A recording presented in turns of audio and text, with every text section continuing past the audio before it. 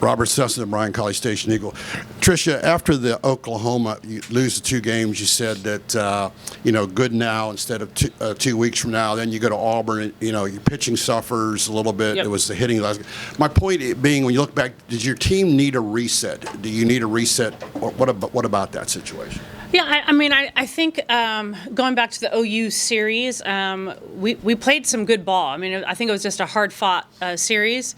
I think, we all will say up here that we could have executed in a couple of different areas, and I think that game, switches. But the Auburn game at the SEC conference room was definitely a punch in the face. And so, and that's kind of how the season goes. I do we've been punched before, and we've been punched, obviously earlier in the year, and we respond well. And so I think it was just a good gut check.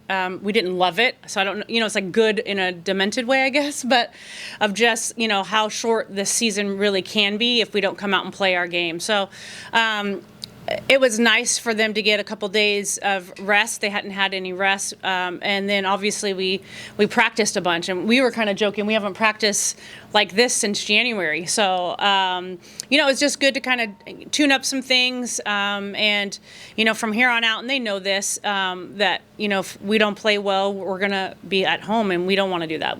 This group really enjoys being around each other, and they want to continue to play. Yeah. We'll go back on the left side. Kay Nagley, TexAgs. For Maya, just how much pride do you take in being so consistent? You were the only D1 player to reach base in every game this season. Just how much pride do you take in that? That's always my goal, is to be consistent. It's never really to hit home runs and all that. People think I'm a home run hitter, but I don't really consider myself that. I'm more of just a consistent hitter that just does my job in any way I can, whether that's a walk or getting hit with a pitch or something. We'll stay on that back row and then go over to Rob. Kayla with TexAgs. Coach, you've been transparent about last year. Yep. How much has it motivated you guys for this upcoming regional? And what has been your message to the team this week with the regional coming up? Yeah, it's definitely the elephant in the room. We've talked about it. KP and Maya were both here last year, and they know what that felt like. I think we still can feel it, to be honest with you. I don't think we'll ever forget that feeling. So, but at the same time, we also know that we're in control, and that's what's very freeing to me. And you learn from that. And some of your hardest lessons that you learn are the hard ones, right? They're the losses, and that's what drives you to, hopefully win and succeed. And so, I think that we've absolutely learned from it. I think you've seen it this year. I think you've seen them, we've had some bumps and then they fight back. And, so I feel very confident, especially with these two next to me leading us. They have been the faces of our program this whole entire year and have just been very steady. I talk a lot about KP and just, I feel like the role that she's had this year, she's really stepped up. And I've been really proud of Maya, because Maya, I would say, has been pretty quiet. I think that's just her by nature. She's a kind of a quiet, she's like, oh, Coach Ford. And so, but she's stepped up, she's helped support KP, and I think that's huge. I think when you have two of your best players really leading the charge, and it's not something that I have to do, I go to them a lot. KP gets an earful from me, Maya gets an earful from me, and they can wear it. And I think that's really it's been huge. I think from my standpoint, selfishly, because when it's led by them and not me always getting on them, I think it's a very different standard that they've upheld. We'll go front row on the right side. Howdy, Coach. Howdy. When you look at last year's regional, Yep. what are some things that you obviously you probably made some changes in developing more pitchers Yep. to have more bullets in your gun, Arsenal. I guess. Yep. Mm-hmm. Yeah. But what are some things that you can look at from last year's regional that maybe you can tweak or whatever for this year's? Yeah, I think for me, it really, we did some things that they know different in the bullpen this year. I think we trained them differently, we prepared them differently, and I think, them also being here and going through it. So Peters didn't really get to throw. She did, but it was a couple innings. Lessenting got put in a really tough situation, and so being able to go through it, I think, really changes your perspective on things. And so, Taylor Pennell is a senior, has gone through it, is probably one of the mentally toughest kids. Like, she's focused, ready to go. Kate Munnerlin was also big for us last year in the postseason. So I think for me, it's just been what we did really in the fall and January of addressing what I felt our weakness was when it came to in the circle that, you're hoping that doesn't pop up, ever again. So I think our pitchers are ready for what they're about to face. Yeah. As much as they can be. You go through this conference play too. I mean, if you're not ready, we'll get through it. We'll stay on this front row to Travis, and then we'll go back to Ken. Hi, Travis Brown, KBTX. For both players, a year after last year, what's still kind of the feelings that sit with you from the loss last year, and what do you feel like are things that you've changed in approaching this regional? I just think we've kind of talked about from now on, it's balls to the wall. That's kind of been our saying these past 2 weeks. I think it lingers on us that we went home in regionals. We don't want to do that. So just kind of making sure, like Coach Ford just said, we're leaving everything on the field each and every game. And we believe if we do that, we're going to be at the World Series this postseason. We'll go back row on the left. KP, you as a leadoff hitter, how important do you think striking first is for this team? I know y'all are 28-6 on the season when doing so, but just being in that leadoff role, how do you approach that? Yeah, I think it's really important for our defense and for our pitchers. I think it puts them in a better position. And, it just gives us confidence as the game goes on. That's our goal. We want to score every inning, and it's really important for us to strike first. And just for the confidence level of it and just for the flow of the game. I think that's important, and keeping the momentum on our side. That's one of the most important things for us. We'll stay on the back row and then go to Cease. For both KP and Maya, you guys have been here for 3 years now. How are you guys feeling mentally coming into this regional? KP, especially being a senior, your last year here. I feel probably the strongest mentally right now. Honestly, just having that hurt the past 2 years, honestly, even my freshman year, her sophomore year, just knowing that we can go out there and just be big and just don't let the moment, though, be too big for us. Just go out there and just play our game that we've been playing since forever. Yeah, I agree with Maya. Just going out there and playing our game and just doing whatever we can for us to get wins. That's the goal, and just making sure we're executing. I think that's the main thing. We'll go to Cease on the left side and stay on that row to Scott after. Before I ask you a question, if I could expound on her question, since it is your last year, your last home, seemingly you gave every ounce for Oklahoma series to me. But so what does it mean to you getting another time at home? Yeah, it's great. I love playing in front of the 12th man. And it's great to be at home, get to sleep in your own bed. That's one of the main things with recovery after each game.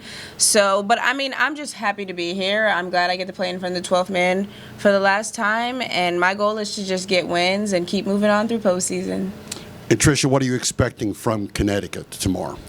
Yeah, they swing it. I think, they have some good-sized kids that swing hard, and so they played Arkansas, Florida State earlier in the year, and we're scrappy. So I think the target is on us for this first game, and so we have to understand that, and just at the end of the day, we just have to go out and execute our game. And so they're going to punch, but we can sustain punches, and I know that we can sustain punches. I think they have 3 arms that predominantly throw for them. I think that if we go out and execute our game plan, we'll be okay. But I think overall, they're just going to be scrappy. They're going to, they're playing with house money, and so with that means that we have to come out and be focused. And that's a great opportunity for us to come out and play the game and control the game the way we want to control it instead of letting somebody else.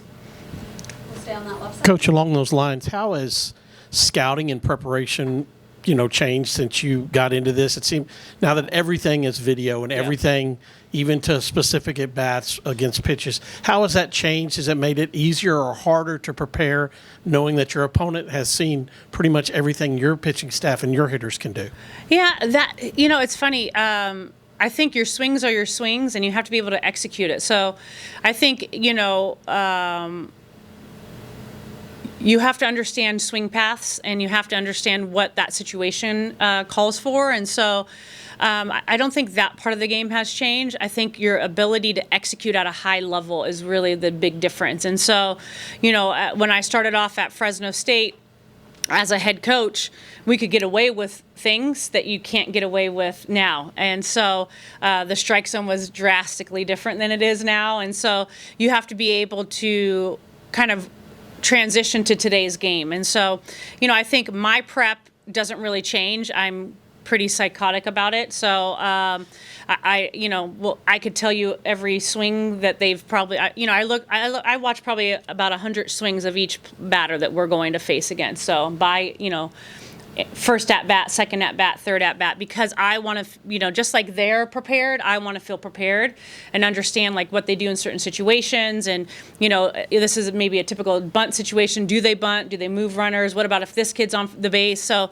I think that is good to know from my perspective, because I think I have better information, and with better information, I can make hopefully better decisions.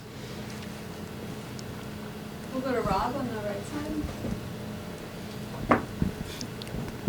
This is for everyone. The SEC is such a grind.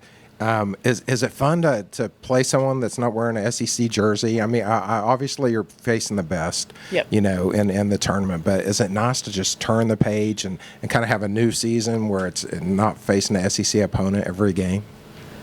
Yeah, I think for us, we just try not to play the name game.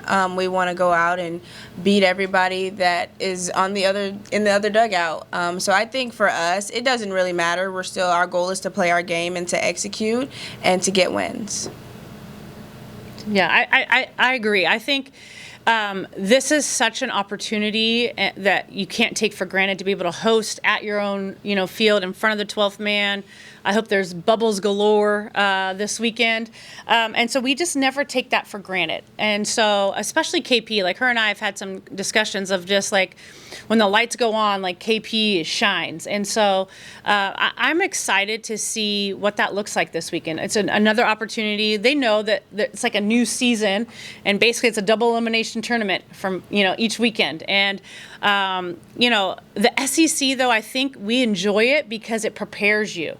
There's not an arm in the country that these ladies haven't seen.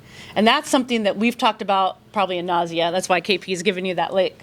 Of just like, there's nothing that they haven't seen. Like, they are prepared, and they know, in most of those games, we shot ourselves in the foot. It wasn't like we felt outmatched. And so when you go into postseason feeling like we can do this, I think that's my job as a coach, right, is to make sure that they understand how good they really are. I mean, KP said it after the OU series. We had a little team meeting, and she's like, we can hang. You know what this series taught us? We hang with anybody, anytime, any place. And that's huge, especially for the team to hear that from KP. Yeah. We'll stay on the right side to Travis. Yeah, Coach, what's your favorite part about this time of the year? I know regional play is kind of so different than a lot of stuff. What as you as a coach, makes this time of year so special? It's the best part. It's what you work so hard the whole entire year for. I mean, this is where your superstars rise to that occasion. You find out who's going to be that person that's going to put the team on their shoulder and go. I feel like I should have grown out of my stupid competitiveness, and I haven't. And so I feel like this is what I get to see them get after it at a high level, and that's why I coach. To see women chase things and chase their dreams, like that's what I want. Like I want them to understand what they're capable of, and this is a life skill, right? Like we talk about it a lot. Like go get it, go after it, go take whatever you want to take. Like nothing is given to you, so you go out there and whatever it takes, you go get it. And so I love to see them chasing their dreams, and that's really. Like, this is what we do all year long, is to be in this situation. We'll go back to seats on the left side. Yeah, Matt mentioned you might have ties to one of the assistants. Could you elaborate about that? And does anybody else have any UConn connections? Oh, Giselle, yes, she started with us at ASU and then transferred out. Yeah, she was a pitcher. Yeah. What's her name? Giselle, yeah. Yeah, Juarez, yeah. Okay. Mm-hmm, yeah. Mm-hmm. Anything else for these three? All right, thank you. Thank you.